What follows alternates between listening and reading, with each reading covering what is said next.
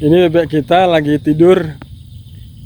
Tadi katanya dia main di dalam air itu, di bawah pohon sawit. Tuh, itu kan ada air tuh. Dia mandi-mandi, dia lari-lari. Sekarang lagi tidur. Nah, karena ada yang lewat dia bangun. Itu dia. Oh, itu dia.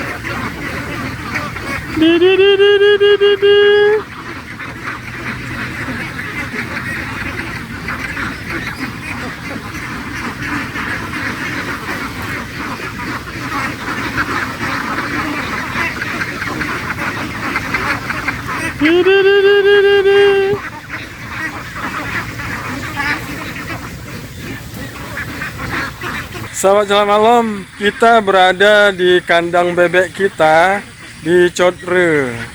Jadi karena sawahnya udah turun ke sawah, udah semai benih, jadi tidak bisa untuk lepaskan bebek. Jadi bebek kita kurung lagi. Kita kurung di bawah pohon sawit ini. Dan ada beberapa lagi tidur. Tuh lagi tidur ya. Itu dia bebek kita. Shalom, mau beli nggak? Harganya murah aja. 35 nggak sampai 50, 35 aja. Oke, selamat malam. Beli beli.